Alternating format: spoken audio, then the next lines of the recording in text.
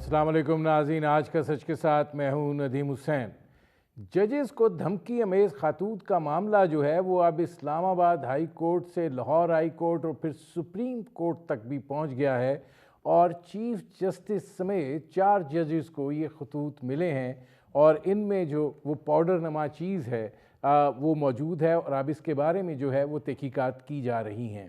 ये एक बड़ा अजीब बात और एक बड़ी अजीब सिलसिला है और ज़ाहिर है कि इसकी तहकीकात होनी चाहिए और पता चलना चाहिए कि ये क्या मामला है। इस पर भी करेंगे बात, लेकिन आज सुप्रीम कोर्ट का जो 7 रुकनी बेंच था उन्होंने जजेस के जो ख़त लिखा गया था उस हवाले से जो है आज पहला दिन उसकी समाअत हुई। Chief justice of Pakistan justice Qazi Faez Isa ने इस बात का इंदिया दिया है कि अब जो समाअत होगी वो फुल कोर्ट करेगा। आज की समाअत के अंदर दिखाई ऐसे दे रहा था कि जो दबाव जिसका इज़हार इस्लामाबाद के जजेस ने किया है उससे ज़्यादा सुप्रीम कोर्ट के जजेस जो हैं वो उस चीज़ को महसूस कर रहे हैं। आज बहुत सी वजाहतें जो हैं वो भी दी गई हैं और ये बात कही गई है और ये यकीनन इसमें एक वज़न भी है जब चीफ जस्टिस ऑफ पाकिस्तान ने ये बात कही कि जनाब आपका अपने दोस्त और अहबाब से भी दबाव आ सकता है, आपका अपने अज़ीज़ व कारब से भी दबाव आ सकता है और अब एक नई चीज़ वजूद में आ गई है जिसका नाम सोशल मीडिया है और उसका दबाव जो है वो यकीनन महसूस किया जा रहा है और ये उन्होंने इसके लिए गंद का लफ्ज़ इस्तेमाल किया कि ये जो है इसका तदारुक कैसे होगा। अब देखने की बात यह है कि आज की जो कार्रवाई है उसके अंदर एक बात तो बहुत यकीन के साथ कही गई कि अदलिया की आज़ादी जो है उसको यकीनी बनाया जाएगा। चीफ जस्टिस ऑफ पाकिस्तान ने ये बात कही कि हम अपने जजों के साथ जो हैं वो खड़े हैं, लेकिन उन्होंने ये कहा कि आप ये देखें कि इस सारे मामले पर सुप्रीम कोर्ट ऑफ पाकिस्तान जो है उसने कितने मौसर तरीके से एक्ट किया। ज़ाहिर है इस्लामाबाद हाई कोर्ट के जजेस से फौरी तौर पे मुलाकात, उसके बाद फुल कोर्ट, फिर एग्जीक्यूटिव से इंतज़ामी सतह के ऊपर मुलाकात, इसलिए कि ये नहीं चाहते थे कि तहकीकात पुलिस करे या FIA करे बल्कि वो करे जिसे इसकी नज़ाकत का एहसास हो। उन्होंने कहा कि ये सब चीज़ें जो हैं सिर्फ़ इसी मकसद के लिए जो है वो की गई हैं। फिर जस्टिस तसद्दुक़ हुसैन गिलानी का जो एक रुकनी कमीशन बनाया गया, उन्होंने कहा कि अफसोसनाक बात है कि मैंने और मेरे सीनियर रफ़ीक ने उनका नाम दिया, हमें इस बात पर शर्मिंदगी है जिस तरीके से सोशल मीडिया के ऊपर उनके ख़िलाफ़ मुहिम जो है वो चलाई गई। इसके बाद जो बहुत सारी चीज़ें हैं उसमें उन्होंने यकीनन ये बात कही है कि कमीशन जो है या इंक्वायरी कमेटी जो है वो तश्कील देना जो है वो सुप्रीम कोर्ट का काम नहीं है, वो एग्जीक्यूटिव का काम है। तौहीन अदालत उसी की है जिस अदालत में ये हुई है और वो किसी दूसरे की तौहीन अदालत का जो काम है वो नहीं करेंगे। उन्होंने ये भी कहा कि हमें आइन और कानून के मुताबिक जो है वो चलना है और आइन जो बात कहता है अब लोगों को उसको पढ़ना चाहिए और देखना चाहिए कि उसके अंदर जो है वो क्या है। उन्होंने ये बात भी कही कि हम अपना एहतसाब करके दिखा रहे हैं, अब ज़रा दूसरों को भी इस पे गौर करना चाहिए। लेकिन इस हवाले से जस्टिस अतर मिन अल्लाह और जस्टिस मंसूर अली शाह जो हैं उनका मौक़िफ़ था कि हमें शुतुरमुर्ग़ की तरह रेत में आंखें बंद नहीं करनी चाहिए। मुदाखलत हो रही है और एक अरसे से हो रही है, हमें कोई तरीक़ाकार और कोई लाहे अमल जो है वो बनाना होगा और वो लाहे अमल जो है कि अगर सिविल जज का जो है मुदाखलत हो तो वो क्या करे, अगर हाई कोर्ट में इस तरह सिलसिला है तो वो क्या करें, फिर हमारी सतह पर ये बात आती है तो हम क्या करें। तो तमाम टीयर्स के ऊपर कोई एक तरीक़ाकार जो है वो वज़ा करना होगा और इस हवाले से फिर सुप्रीम कोर्ट के जो सदर हैं शहजाद शौकत साहब, उनको चीफ जस्टिस ने बुलाया और कहा कि आप बताएं क्या होना चाहिए, कुछ चीज़ें हमारे जहन में हैं, कुछ आप बताइए। तो दिखाई ये देता है कि ये मामला जो है फुल कोर्ट में जब जाएगा तो ये फिर किसी लाए अमल की तरफ बढ़ता हुआ दिखाई दे रहा है और ये सूरत हाल किस तरीके से आगे बढ़ेगी, ये वो मंजरनामा है जिस पर करेंगे बात। आपका अपने मेहमानों से तारुफ़ करवाते हैं। हमारे साथ मौजूद हैं इरफान कादिर साहब, मुमताज़ माहिर कानून हैं, साबिक़ अटॉर्नी जनरल रहे। हमारे साथ मौजूद हैं डॉक्टर खालिद रांझा साहब, साबिक़ वज़ीर कानून रहे। और हमारे साथ मौजूद हैं यासीन आज़ाद साहब, साबिक़ सदर सुप्रीम कोर्ट बार रहे। इरफान कादिर साहब, आप चूँकि अटॉर्नी जनरल भी रहे हैं, आज चीफ़ जस्टिस के हवाले से भी काफ़ी मिसालें जो हैं वो वहाँ पर दी गई हैं, लेकिन पहले ज़रा ये फरमाइएगा, आज अब चीफ़ जस्टिस साहब जो हैं उन्होंने ये इंदिया दिया है कि फुल कोर्ट जो है वो बनाया जाएगा। अब आप इसको कैसे देख रहे हैं कि किस तरीके से ये मामला जो है ये आगे बढ़ता हुआ आपको दिखाई दे रहा है आज की प्रोसीडिंग्स के बाद? आज की प्रोसीडिंग्स के बाद अब मेरा ख्याल है जब नेक्स्ट स्टेज आएगी, जब सारे फुल कोर्ट बैठेगी, तो उस पे ये टेकअप करेंगे और उसके बाद ये नोटिस इशू करेंगे तमाम उन लोगों को जो कि इनकी मावनत कर सकते हैं सारी चीज़ में। और उसमें डेफिनेटली वफाकी हुकूमत को भी नोटिस होगा, और ये जो जज साहबान हैं इनका मौक़िफ़ भी लिया जा सकता है, इनको भी नोटिस दिया जा सकता है, और ये भी हो सकता है कि इनका मौक़िफ़ ना लिया जाए और इनको यहाँ पे प्रोसीडिंग्स में ना बुलाया जाए। लेकिन इन्होंने जो बातें लिखी हैं उन सबको अदलिया की आज़ादी का महवर बना के तो कुछ कोशिश की जाए कि कुछ इस तरह के गाइडलाइंस मुरतब किए जाएं कि आइंदा अगर किसी जज को इस तरह की कोई प्रॉब्लम आए तो उसका कोई मैकेनिज्म जो उसको वजह किया जाए। तो ये इस तरह से मेरा ख्याल है ये आने वाले दिनों में इसको चलाया जाएगा। और प्लस इसमें बताया जा रहा है, कौम को भी बताया जा रहा है कि अदलिया जो है किसी किस्म की इंटरफियरेंस जो है आने वाले दिनों में बर्दाश्त नहीं करेगी, और अदलिया की आज़ादी जो है वो जजेस को बहुत अजीज है। और अटर्नी जनरल साहब ने भी इसी अज़म का इजहार किया है कि अदलिया की आज़ादी उनको बहुत अजीज है। वकला तो ये इजहार करते ही रहते हैं। तो अब देखना यह है कि ठीक है कि अदलिया की आज़ादी बहुत अजीज है, लेकिन इसमें इनफरादी तौर पे हर जज का एक अपना रोल होता है, तो उनको अपने आप को इनफरादी तौर पे मजबूत करना चाहिए।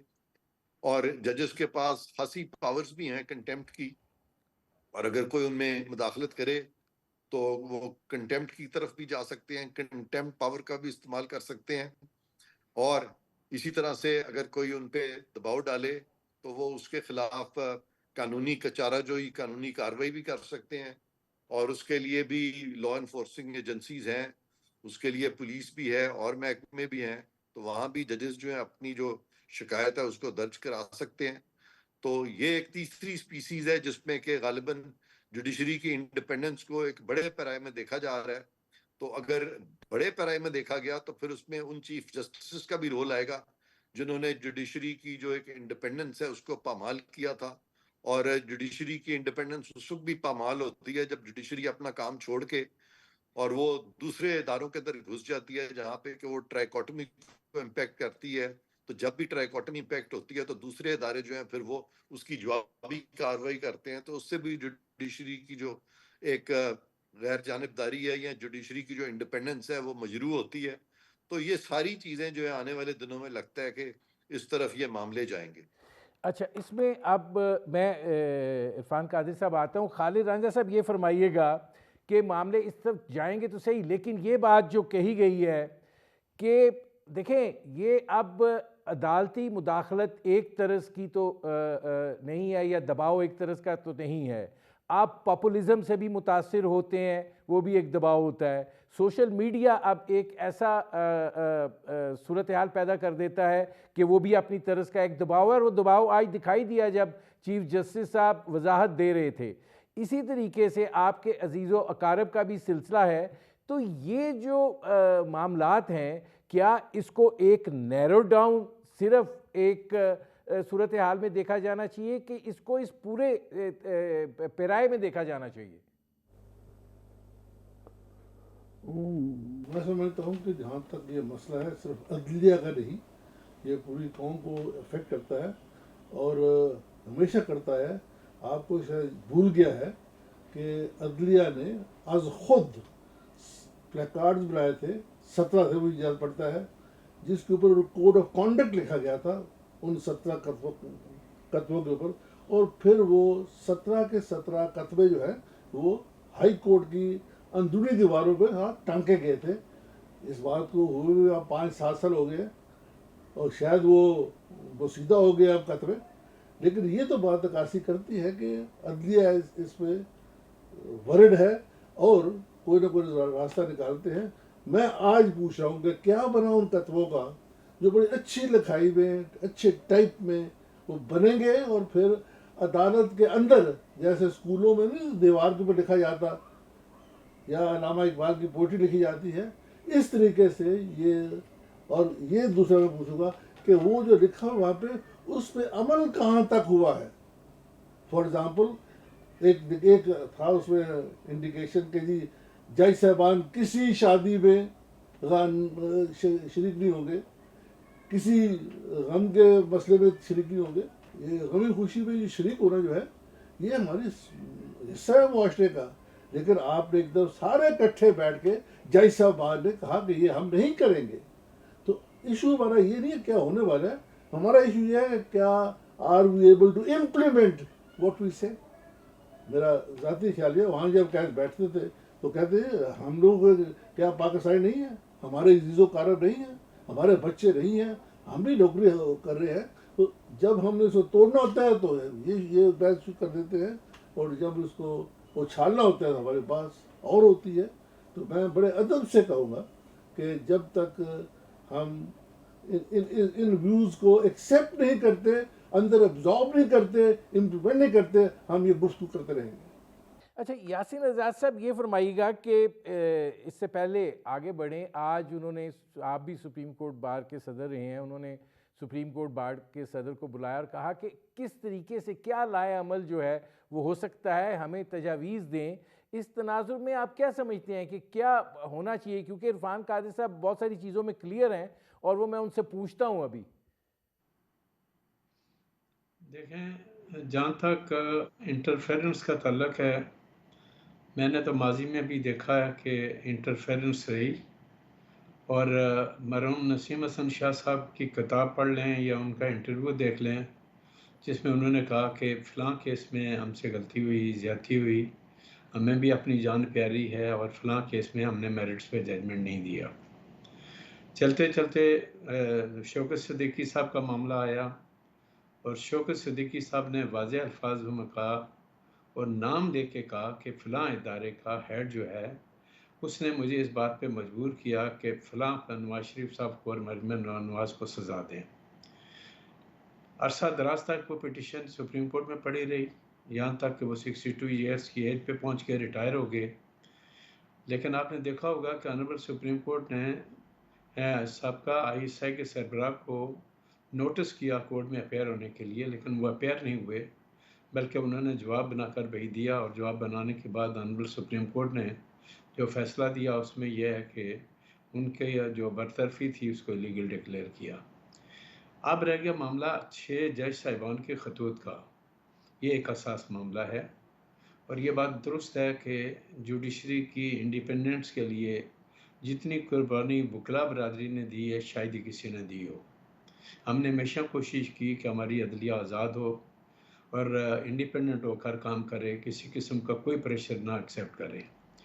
अब ये ख़त जब जज साहिबान ने लिखा तो मेरा अपना पॉइंट ऑफ व्यू है कि जज साहिबान का ख़त जो है हमें बड़ी संजीदगी से लेना चाहिए। नहीं, वो तो अब यासीन आज़ाद साहब समात शुरू हो गई हो, वो तो ये सब चीज़ें हिस्ट्री हैं, वो सब डिस्कस हो रही हैं, करना क्या चाहिए? नहीं, मैं वही बात कर रहा हूँ। एक बात ज़रूरी है कि इस सिलसिले में जो प्राइम मिनिस्टर की और सुप्रीम कोर्ट के जी आपस में मुलाकात हुई है, तो तसद्दुक़ जिलानी साहब को जो कमीशन का हेड बनाया गया वो ऑनरेबल सुप्रीम कोर्ट की कंसेंट से बनाया गया। ये बात पहले नोट कर लें। अब ऑनरेबल सुप्रीम कोर्ट ने उसके बाद लार्जर बेंच बना दी और आज जिस तरह की प्रोसीडिंग हुई है उसमें ये बताया गया कि शायद 29 अप्रैल को फुल सुप्रीम कोर्ट बैठे।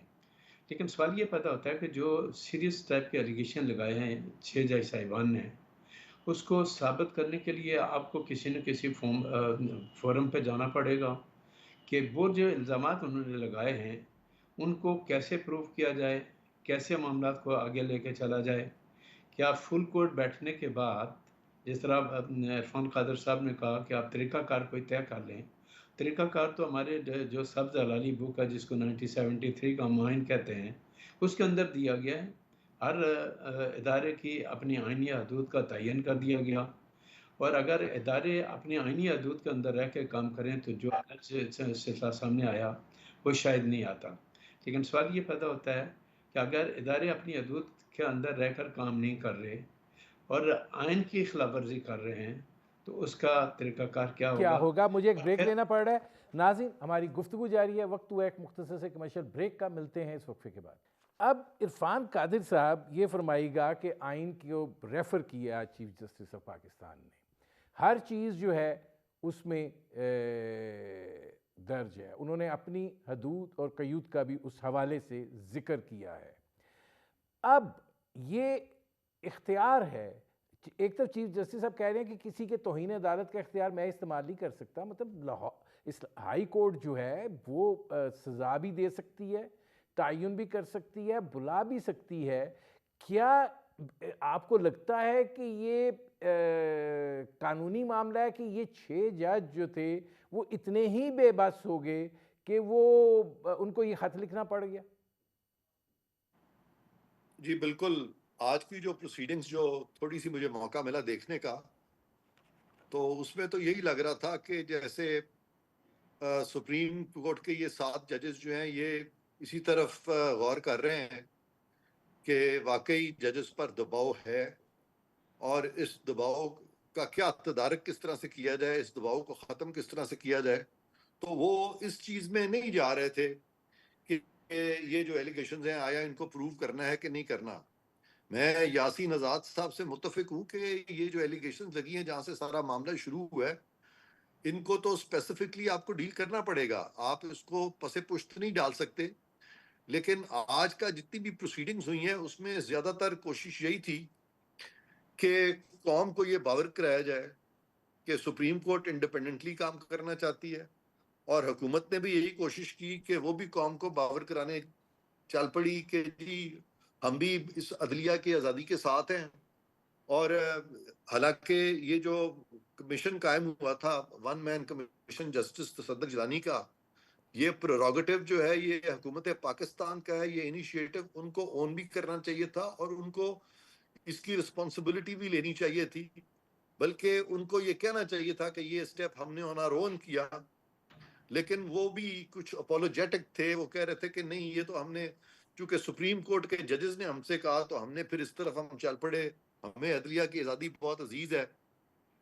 तो इस तरह से एक प्रोसीडिंग्स हो रही थी जिसमें कि लग रहा था जैसे हुकूमत जो है वो कुछ थोड़ा सा रिसीविंग एंड पे है, लेकिन एट द सेम टाइम वो भी अपनी वजाहत पेश कर रहे थे। तो आज का जो सारा जो प्रोसीडिंग्स थी वो ज्यादातर ऑप्टिक्स की तरफ ज्यादा वो गामजन थी कि कौम को गालिबन सुप्रीम कोर्ट भी और मौजूदा हुकूमत भी बताना ये चाह रहे थे कि अपने अपने तौर पे दोनों कोशा, दोनों की कारकर्दगी जो है वो बड़ी इस मामले में मस्बत है, और एक दूसरे से एग्री भी कर रहे थे। लेकिन आज की कार्रवाई का कोई खातिर खा नतीजा जो है वो फिलहाल तो नहीं आया। नहीं, आने इसमें वाले इरफान दिनों कादिर में साहब किस एक तरह से सवाल है सारी छोटा चीज को सा। चलाया जाएगा ये ये एक बहुत बड़ा क्वेश्चन मार्क होगा। नहीं, ये छोटा सा सवाल है। देखिए, एक मुदाखलत है, एक दबाव है, एक मुतासर होना है। मतलब माजी में ये पॉपुलिज्म से मुतासर होना, अब भी होना, घर के अंदर से दबाव का पैदा होना, फिर ये दायरा जाती मुदाखलत का शिकवा। अब ये अपनी तरस के बहुत से सिलसिले हैं। आप ये तो नहीं कर सकते कि आप वो जो इंसानी और जज्बाती दबाव है उसको छोड़ दें और सिर्फ दायरा जाती दबाव को ले लें और फिर उसको लेकर आगे बढ़ें। आपको इन टोटलिटी देखना होगा।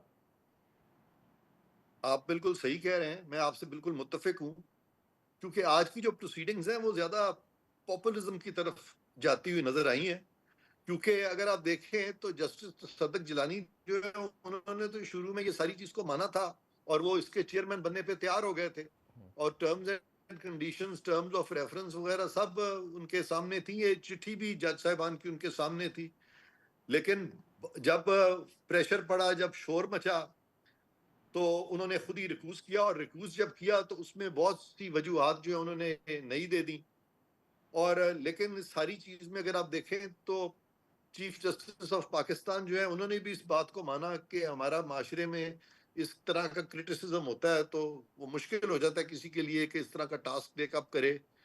तो हमें चाहिए कि अपने जजेस को खास तौर पे कि अपने असाब मजबूत करें। मैंने खुद भी बड़े बड़े क्रिटिसिज्म सहे हैं पाकिस्तान में, आप लोगों ने भी सहे हैं, सब ने सहे हैं। तो उस वक्त असूलों पे तो खड़ा होना पड़ता है इंसान को। तो ये जो पॉपुलिज्म वाली बात है, सिर्फ इसमें हमें नहीं बह जाना, बल्कि हमें तो देखना ही है कि इन दी लॉन्ग रन मुल्क का फायदा किस चीज में है और ये मामले को हमने किस तरफ लेके जाना है। तो अभी तो ये डिटरमिन होना है, इसका तयन होना है नेक्स्ट प्रोसीडिंग्स में कि सुप्रीम कोर्ट इसमें क्या चाह रही है। क्या वो चाह रही है कि पाकिस्तान की अदलिया जो है वो आज़ाद फिलहाल नहीं है तो उसको आज़ाद बनाया जाए। दूसरी चीज ये है कि जो खून मारा जा रहा है आज़ादी पे, उसका कैसे तदारक किया जाए। और तीसरी चीज ये है कि सुप्रीम कोर्ट के जजेस ने खुद कई दफा कहा, इशारा भी दिया एक साबिक चीफ जस्टिस ने, उन्होंने कहा कि अदलिया की आज़ादी को जो खदशा है वो तो अदलिया के अंदर से है। तो अदलिया के अंदर से जो अदलिया की आज़ादी पामाल की गई, जब पिछले चीफ जस्टिस ने अपनी मर्जी से बेंचेस कॉन्स्टिट्यूट करने शुरू कर दिए थे, हम ख्याल जजेस लाने शुरू कर दिए थे, तो सबसे ज्यादा तो अदलिया को नुकसान उस वक्त पहुंचाया गया। और हुकूमत ने सहारा दिया प्रैक्टिस एंड प्रोसीजर कानून का, जबकि चीफ जस्टिस से वो ताकत छीन ली गई जहां वो एज ए फर्द वाहिद अपनी मर्जी से बेंचेस बनाए जा रहे थे। तो सबसे बड़ी चीज जो है वो पिछली हुकूमत जो थी उन्होंने ये कर दी कि उन्होंने एक कानून लिया, जिस कानून को कि अब मौजूदा चीफ जस्टिस ने अपहोल्ड भी कर दिया है। तो एक बहुत बड़ा स्टेप जो है वो ले लिया गया अदलिया की आज़ादी की तरफ के, वो जो चीफ जस्टिस अपनी मर्जी से बेंचेस बनाते थे। तो इस तरह की ये जो चंद जज मिल जाते हैं और फिर अपनी मर्जी से पूरे सुप्रीम कोर्ट को चलाने की कोशिश करते हैं, और ये जो पार्टीबाजी और धड़कबंदी जो बनी हुई है अदालतों के अंदर, सबसे पहले तो इनको अपने घर को ठीक करना है और इसको एड्रेस करना है। इसको क्या आप सारी कौम के सामने एड्रेस करेंगे, नेशनल टेलीविजन पे लोग देखेंगे आपको, या कि आपको ये इंटरनली सॉर्ट आउट करना है? तो ये सारे क्वेश्चंस जो है ये आइंदा प्रोसीडिंग्स में मेरा ख्याल है रेस किए जाएंगे, और अगर नहीं रेस किए जाते तो फिर ये सारा कुछ जो है ये बेमानी हो रहा है। हो जाए। खालिद रांझा साहब ये फरमाइएगा कि अब मसला ये है कि ये ख़त सिर्फ एक ख़त नहीं है, इसके अंदर एक चार्ज शीट भी है।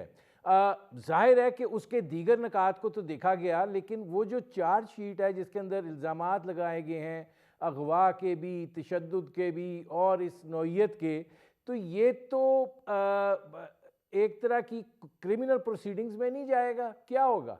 मैं समझता हूँ कि जहाँ भी आप रूल्स से हट के, कानून से हट के, क्यास को फॉलो करते हुए आप काम करते हैं, उसको हम सब शक की निगाह से देखते हैं। और सबसे बड़ी लाग जो कमज़ोरी है अदलिया में, वो बिल्कुल हैंड मेडन बन गई है अखबारात की, हैंड मेडन है टीवी की, हैंड मेडन है छोटे छोटे जलसों की। It should get out of this mess, और जो भी कानून बना है उसको अमल दरामद करा दे। हम क्या सोचते हैं कि कानून और बढ़ाओ जी ये इसको और सजा बढ़ा दो। मैं समझता हूँ कि जो कानून है वो मौजूद रहने दें और उन पर अमल दरामद करा दें, तो मैं समझता हूँ कि हमें दोबारा शायद बेंच को ना बैठना पड़े। नहीं, लेकिन ये जो अब सिलसिला है, उन्होंने कहा है कि आप बड़े सीनियर वकला में से हैं खालिद रांझा साहब, और बड़े आपका अमल दखल रहा है बहुत सारे मामलात में। वो कह रहे हैं कि जी हमें ये बताओ लाए अमल क्या होना चाहिए। तो अब ये लाए अमल अब सोचा जाएगा कि वो क्या होना है। जहाँ तक लाए अमल की बात है, मैं समझता हूँ कि इससे बड़ा इंटेलेक्चुअल आदमी इनसे पूरे पाकिस्तान में नहीं है। जब करोड़ों की बात करते हैं तो हम इनको उनके ऊपर रेट करते हैं। अगर इन्होंने भी सलाह लेनी है आपसे, मुझसे, तो how do justify the holding this post? ये पुगे हुए लोग हैं, ये पाकिस्तान के पुगे हुए लोग हैं, और इनके साथ जो बना जी मेरी गल सुन लो ना, मैं यार ना जी, ये बात इन पे लागू नहीं होती। इन दोस्तों को, इन बुजुर्गों को एक पार्ट प्ले करना चाहिए as leader of the nation also. यहाँ फिर बिल्कुल छोड़ दें ये गुफ्तगू जो ऊपर बैठ के हम करते हैं, जिसका तल्लुक आम रोज़मर्रा ज़िंदगी से है। सिर्फ केसेस में आप कन्फाइन करें और केस का फैसला करें। लेकिन अगर आप उससे हट के ये भी कहते हैं कि मुझे बाबा रहमता समझे, तो अगर ये हमने रोल प्ले करना है तो फिर ये बातें सुननी पड़ती है। अच्छा, अब इसमें यासीन आज़ाद साहब ये फरमाइएगा कि अब ये ओपन कोर्ट में मामला आ तो गया है, एक बड़ा सजेशन था कि आप इन कामरा समात कर लें क्योंकि अंदर बाहर का बहुत सारा सिलसिला जो है वो बाहर आएगा। आप क्या समझ रहे हैं कि ये मामला यहाँ रुकेगा या ये फिर ट्रैक डाउन होगा पीछे भी, और फिर बहुत सारी चीज़ें जो हैं वो इस तरह की आएँ कि मज़ीद इंतशार पैदा हो? देखें, जहाँ तक सुप्रीम कोर्ट ने 184(3) में जो कार्रवाई जिसका आगाज़ किया और अब ऑनरेबल चीफ जस्टिस की तरफ से आया कि शायद फुल कोर्ट भी हो जाए, फ़र्ज़ किया कि फुल कोर्ट भी बैठ गया, तो इन इल्ज़ामात को जो ख़त के अंदर लगाए गए हैं, पहले तो आपको इस बात का तयन करना पड़ेगा और बताना पड़ेगा कि वो कौन सा इदारा है जो आपके मामलात में मदाखलत करता है। क्या आप इस पोजीशन में हैं कि इन्वेस्टिगेशन करके तो ये तय करेंगे कि फ़लाँ इदारा इन्वॉल्व है, या उस ख़त के अंदर किसी इदारे को नॉमिनेट किया गया या किसी फ़र्द को नॉमिनेट किया गया? मेरी इत्तलात के मुताबिक ऐसा नहीं हुआ। अब जब आप इल्ज़ामात लगा रहे हैं एग्ज़ेक्टिव के किसी न किसी आर्गन पे, तो लामला वो आर्गन तो आपसे ये कहेगा ना कि जी आप साबित करें कि हमने आपके मामलात में मदाखलत की। तो मेरे नज़दीक जो मेरा पॉइंट ऑफ व्यू ये था कि इसका हल जो था वो कमीशन ही था, क्योंकि कमीशन को इस बात के इख्तियार होते हैं कि वो लोग विटनेस की एविडेंस रिकॉर्ड करें, दूसरों की एविडेंस कलेक्ट करें। लेकिन मेरे नज़दीक ऑनरेबल सुप्रीम कोर्ट जो है वो ट्रायल कोर्ट नहीं है। वो अगर इस नतीजे पे पहुंचता है कि किसी चीज़ का तयन करना है, तो फिर एविडेंस कौन रिकॉर्ड करे? क्या आपके ऑनरेबल सुप्रीम कोर्ट के 14 जज जो इस वक्त मौजूद हैं, वो सारे के सारे एविडेंस ओपन कोर्ट में करेंगे? मेरा पॉइंट ऑफ व्यू ये है कि सुप्रीम कोर्ट कोई ट्रायल कोर्ट नहीं है, वो एविडेंस रिकॉर्ड नहीं कर सकते। फिर मैं एक बात कहता हूँ, वो ये जिस तरह सब दोस्त कह रहे हैं कि आइन के अंदर तमाम इदारों की हदूद मुकर्रर हैं, आप उसके अंदर रह के काम कर रहे हैं, नहीं कर रहे, तो अगर नहीं कर रहे तो उसके लिए क्या तरीक़ाकार होगा? क्या कोई आदमी, क्या किसी की निशानदेही हो जाती है? और जिस तरह इरफान कादर साहब ने कहा, मैं बिल्कुल इस बात से एग्री करता हूँ कि आइन का आर्टिकल 204 में ऑनरेबल जजेस को इस बात का इख्तियार है कि कोई आदमी अगर कंटेम्प्ट ऑफ कोर्ट करता है तो वो उसके खिलाफ प्रोसीडिंग करें। अब सवाल ये पैदा होता है कि जो आदमी आपके पास आया और उसने आपको वक्तन फ़क्तन ये कहा कि हमारे कहने के ऊपर चलें, तो उस वक्त ऑनरेबल जजेस ने उस आदमी के खिलाफ कंटेम्प्ट ऑफ कोर्ट की प्रोसीडिंग क्यों नहीं की? एक भी जज अगर हिम्मत कर लेता तो शायद आज जो सिचुएशन हमारे सामने आ रही है ये नहीं आती। तो ठीक है। आपने बाद में कंप्लेन की, तो इसका मतलब यह है कि वो लोग जो आपके पास आ रहे थे वो इतने ताकतवर लोग थे कि आप उनके खिलाफ कोई कार्रवाई करने की पोजीशन में भी पोजीशन नहीं में थे। नहीं थे। मैं तो आता हूँ फिर यासीन आज़ाद साहब। जी। अ, इंडिपेंडेंट जुडिशरी का जो कंसेप्ट है जी, वो फिर कहाँ चला चलो जाता जी। है? अब तो इरफान मेरा कादिर कहना ये, साहब, मेरे पास 1 डेढ़ मिनट ही है, ये फरमाइएगा कि इसमें जैसे चार्जशीट की बात हो रही है कि सुप्रीम कोर्ट वो फोरम नहीं है, वो एक लाए अमल, एक तरीक़ाकार की बात तो कर रहे हैं। आपको क्या लगता है कि ये मामला फिर कमीशन की तरफ इवेंचुअली जाएगा? मेरा ये ख्याल है कि ये जो इनका ख्याल है कि 14 जज बैठ के तो बड़ी जबरदस्त बातें करेंगे और बहुत जबरदस्त कोई जुडिशल रिफॉर्म्स लेंगे जिससे कि अदलिया जो है वो बहुत आज़ाद हो जाएगी, तो हरगिज वैसा नहीं होगा। जो सबसे ज्यादा आज़ाद अदलिया थी अब तक की पाकिस्तान की तारीख में, जो कि मादर पिदर आज़ाद अदलिया मैं कहता हूँ, वो जस्टिस इफ्तिखार चौधरी की आज़ाद अदलिया थी। और उस आज़ाद अदलिया ने जो कमालात किए थे जिससे कि अदलिया बिल्कुल ही आज़ाद हो चुकी थी, वो उनके कमाल ये थे कि उन्होंने, चंद जजेस ने पाकिस्तान की सारी जुडिशरी को निकाल दिया, उन्होंने पार्लिमान को तहबाला करने की कोशिश की, उन्होंने एग्जीक्यूटिव को सब्जुगेट किया और उन्होंने कमाल उस वक्त कर दी जब 2012 में कंटेम्प्ट लगा दी वजीर आजम को। उस वजीर आजम को कंटेम्प्ट लगा दी जिस वजीर आजम ने उनको बहाल किया था। हेलो जी, जी, जी। आवाज आ रही है? जी, जी, जी। हाँ, मैं कह रहा था कि उस वजीर आजम पे इन्होंने कंटेम्प्ट लगा दी जिस वजीर आजम ने एक एग्जीक्यूटिव ऑर्डर के तहत इनको बहाल किया बहाल था। कर, जी। और वो सारा ऑर्डर पढ़, जहां पे आप जमहूरी कुव्वतों को कंटेम्प्ट लगाते हैं और दूसरों के बारे में आप कहते हैं कि आप कंटेम्प्ट पावर एक्सरसाइज ही नहीं कर सकते, आपकी हिम्मत ही नहीं है, और आप चिट्ठियां लिखते हैं तो इस किस्म की अदलिया से अगर आप ये एक्सपेक्ट करें कि ये कोई आज़ाद अदलिया बन के उभरेगी, खास तौर पे जबकि ये 15-14 जजेस बैठ जाएंगे, सबसे पहले इनको अपना मुहासबा करना है, उन चीफ जस्टिस का मुहासबा करना है जो माजी में आए हैं, जिन्होंने अदलिया की आज़ादी को फ्रॉम विद इन पामाल किया है। और खुद जजेस ने ये कहा है कि सबसे ज्यादा खतरा अदलिया की आज़ादी को जजों से है, फ्रॉम विद इन है, उस तरफ तो कोई जा ही नहीं रहा। ठीक है, बहुत शुक्रिया इरफान कादिर साहब, बहुत शुक्रिया डॉक्टर खालिद रांझा साहब, बहुत शुक्रिया यासीन आज़ाद साहब। नाज़रीन, वक्त हुआ है एक मुख्तसर से कमर्शियल ब्रेक का। ब्रेक से जब वापस आएंगे तो बात करेंगे आलमी बैंक की उस रिपोर्ट पे जिसमें उसने कहा है कि पाकिस्तान में मज़ीद 1 करोड़ अफराद के ख़त गुर्बत से नीचे जाने का अंदेशा है। मिलते हैं इस वक्फे के बाद। Welcome back. नाज़रीन, आलमी बैंक ने अपनी ताज़ा तरीन रिपोर्ट में कहा है कि पाकिस्तान के जो मैक्रो इकनॉमिक ख़तरात हैं वो बरकरार हैं। कर्ज़ों का जो बोझ है उसके अंदर इजाफ़ा हुआ है, महंगाई की जो सूरत हाल है उसमें भी 4.5% का इजाफ़ा हुआ है और मज़ीद 1 करोड़ अफराद जो हैं उनका गुर्बत की लकीर से नीचे जाने का जो है वो अंदेशा है। आलमी बैंक की जो रिपोर्ट है उसके अंदर ज़ाहिर है जहाँ ये बातें हैं वो कुछ आइन चीज़ें भी हैं, लेकिन देखने की बात ये है कि ऐसी सूरत हाल में जबकि हम एक मुआशी इस्लाहाती एजेंडे की तरफ राग़िब हैं, हम निजकारी की तरफ भी बहुत बरकरफ्तारी से जो है वो पेशकदमी कर रहे हैं और बहुत सारी चीज़ें जो हैं इसमें से सवालिया निशान बनकर उभर कर सामने आ रही हैं, तो ये जो मंजरनामा है इस हवाले से बात करेंगे। हमारे साथ मौजूद हैं खुर्रम शहजाद साहब, मुमताज़ माहिर मुआशियात हैं। खुर्रम साहब, पहले तो ये फरमाइएगा कि आलमी बैंक ये बात कह रहा है कि पाकिस्तान के जो मैक्रो इकनॉमिक ख़तरात हैं वो अपनी जगह के ऊपर बरकरार हैं। जी, बहुत शुक्रिया नदीम साहब मुझे प्रोग्राम में लेने के लिए। बिल्कुल ये वर्ल्ड बैंक हमें जो है बता तो रहा है, लेकिन ये ऑलरेडी ये फैक्ट है, ये ऑलरेडी जो है मार्केट में ये डेवलपमेंट है कि पाकिस्तान जो है वो बहुत ज़्यादा एक सर्टन जो मेथड है उस पर हम अगर कैलकुलेट करें और देखें ग्रोथ क्या है और इन्फ्लेशन क्या है, बेसिकली ये जो इशू रहा है ये अभी का नहीं है, ये पिछले 3-4 साल से हम एक बहुत बड़ा इशू हमारा ये चल रहा है कि हम ग्रोथ को जो है वो बहुत हमारी नीचे आ गई है और महंगाई में बहुत ज़्यादा इजाफा हुआ है और पिछले 1.5-2 सालों में काफ़ी ज़्यादा हुआ है।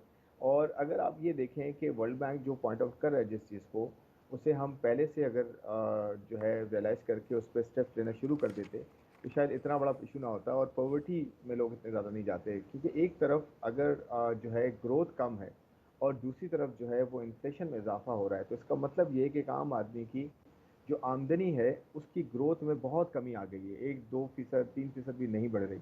और दूसरे एंड पे महंगाई जो है वो 30% भी क्रॉस कर गई थी और अभी भी जो एवरेज चल रही है वो 27% के करीब चल रही है।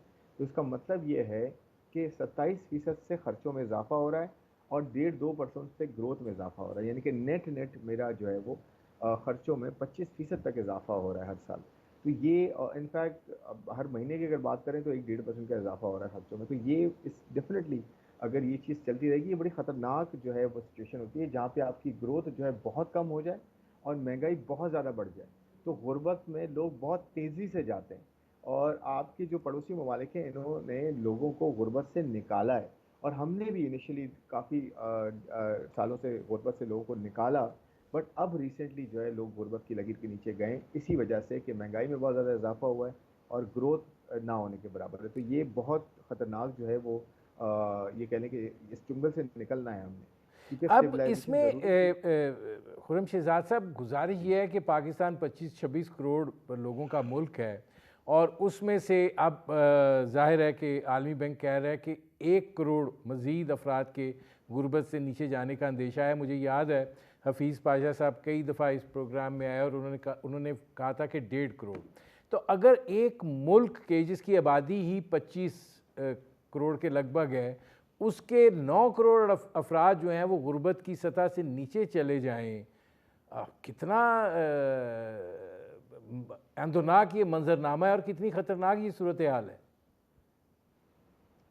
देखिए, मैं जैसे पहले कह चुका हूँ कि ये तो बहुत खतरनाक सूरत हाल है। अगर हम इस चुंगल में फंसे रहे जिसमें ग्रोथ बहुत कम रही और महंगाई बहुत ज़्यादा रही, तो गुर्बत में लोग तेज़ी से जाएंगे। और गुर्बत में जब लोग जाते हैं तो आपकी सोसाइटी के लिए बड़े प्रॉब्लम्स होते हैं, सोसाइटी के बैलेंस होने के लिए बड़े प्रॉब्लम होते हैं। इकोनॉमिकली बैलेंस पूरी सोसाइटी नहीं होती, और उसमें उसमें प्रॉब्लम्स बहुत, चैलेंजेस बहुत ज़्यादा आते हैं, उसमें उसमें अनरेस्ट बहुत ज़्यादा हो जाता है। फिर इवेंचुअली लोग जो है वो फ्रस्ट्रेशन का शिकार होते हैं। और फिर आपको पता है, जब आपको इकोनॉमिक रीजंस की वजह से ही लोग जो है वो जो है अपने अपने बिहेवियर को बेहतर करते हैं, अदरवाइज बहुत मुश्किल होता है। तो ये बड़ा इंपॉर्टेंट है कि हम स्टेबलाइजेशन लानी थी, वो आ गई। ये बड़ा अच्छा हुआ कि पिछले 6 महीनों में हमने इकोनॉमी को स्टेबलाइज किया। उसके लिए ग्रोथ को एक सर्टेन लेवल पे लाना, नीचे लाना ज़रूरी था।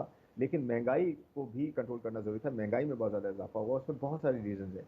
अभी क्या करने की ज़रूरत है? अभी हम जो है एक एक रिफॉर्म एजेंडा अब पैरेलल चलाने की ज़रूरत पड़ेगी, कि जिसमें हम ग्रोथ भी लेकर आए, इन्वेस्टमेंट भी हो, इंडस्ट्रियलाइजेशन भी हो, आपकी एग्रीकल्चर आउटपुट भी बेहतर हो। एट द सेम टाइम आपके एनर्जी के प्रॉब्लम्स, टैक्सेस को कम करना, इंटरेस्ट रेट्स को भी कम करना, साथ में प्राइवेटाइजेशन का भी प्लान। देखिए, जितना डिले करेंगे ना हम चीज़ों को, हमें बहुत बड़ी चीज़ें, बहुत सारी चीज़ें एक साथ करनी पड़ेंगी।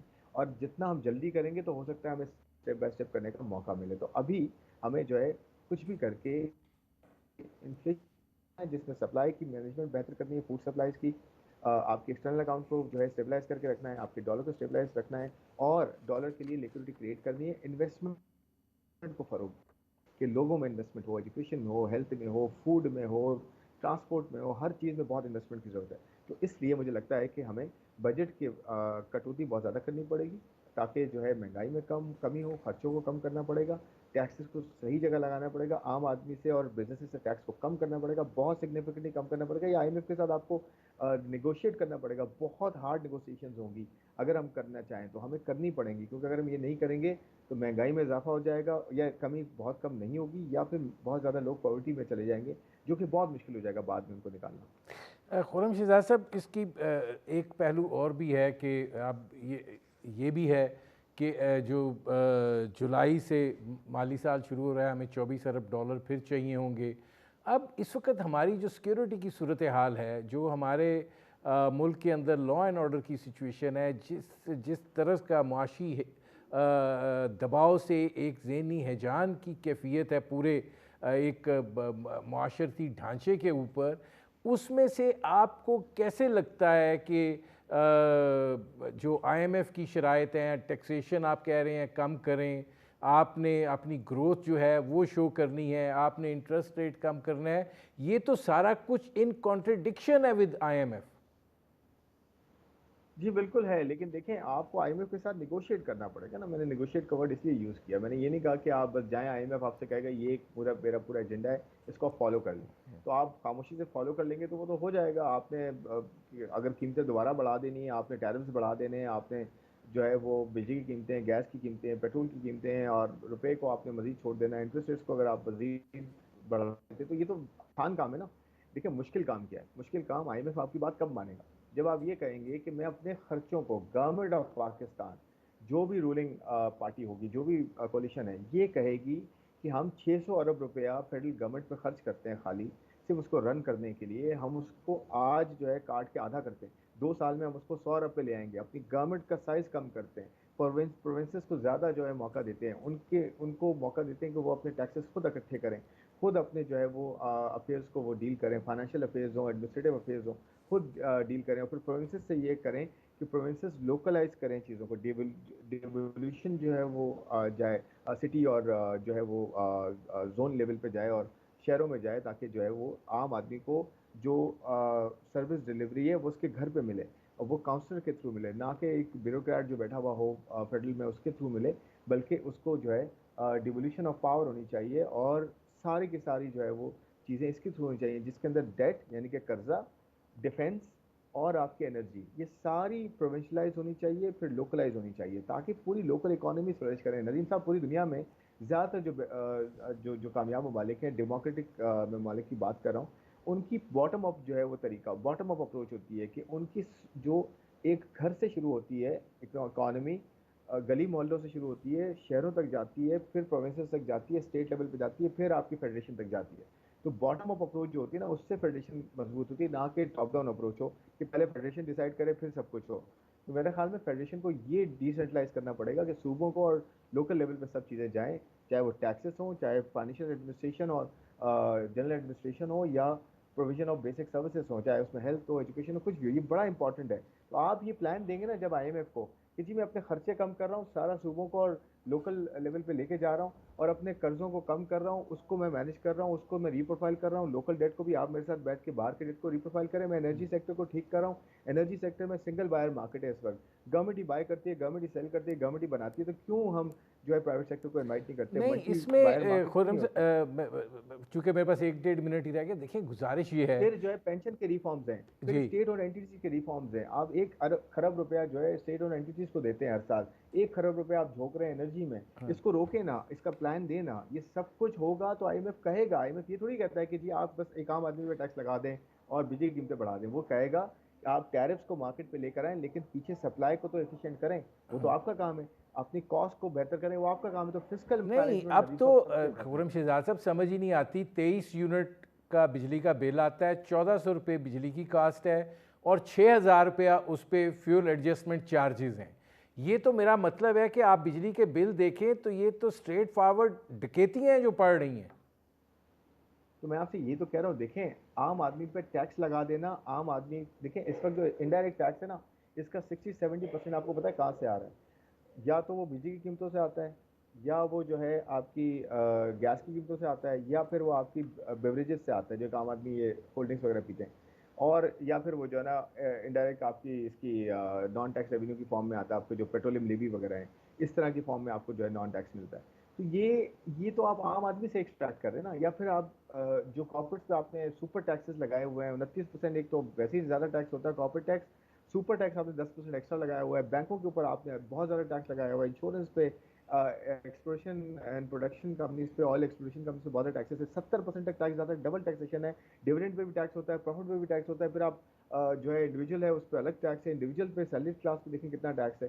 तो ये जो टैक्स बर्डन है ना, ये रिटेल एंड ट्रेड पे, रियल एस्टेट पे, और आपके जो है दूसरे जो सेक्टर्स हैं, ट्रांसपोर्ट सेक्टर है, फिर आपका प्रोफेशनल्स हैं, फिर आपका जो है वो एग्रीकल्चर सेक्टर इतना बड़ा जो है अनटैक्स पड़ा हुआ है। तो ये देखें ये सारे रिफॉर्म्स है ना, ये कर सकती है गवर्नमेंट, ये क्यों नहीं कर सकती? बिल की जरूरत है। ये सब करके आप प्लान देंगे आईएमएफ को कि देखिए मेरा ये टैक्स का तरीका है कि आपका जो टैक्स शॉर्टफॉल होगा यहाँ से पूरा करूंगी, फॉर्मल सेक्टर से टैक्स कम करूंगी, मैं अपने एनर्जी के सेक्टर को ठीक करके ये बचाऊंगी, अपना फिस्कल डेफिसिट इस लेवल पे लेके आऊंगी। अब आप मुझे बताएं कि आगे चलना है, वो बिल्कुल कहेगा, और प्राइवेटाइजेशन भी करूंगी साथ। तो आईएमएफ क्यों नहीं कहेगा? आईएमएफ कहेगा ठीक है आप अपना प्लान पूरा करें, इंटरनल अपने घर को सही करें, सब कुछ ठीक हो सकता है। जब अपनी विल ही नहीं होगी और आप फिर ये कहेंगे जी आईएमएफ जो मुझे बताएगा मैं वही कर लूंगा, फिर दोबारा आईएमएफ के पास जाना पड़ेगा 3-5 साल में, तो ये तरीका ही नहीं है। आपको अपना तरीका ही इन नहीं हाउस है कोई ना कोई जी। प्लान लाना पड़ेगा। जी, बहुत शुक्रिया खुर्रम शहजाद साहब। नाज़रीन, ये थे खुर्रम शहजाद, माहिर माशियात, उनकी आपने गुफ्तगू सुनी। अब तक के लिए इतना ही, इजाज़त दीजिए, अल्लाह हाफ़िज़।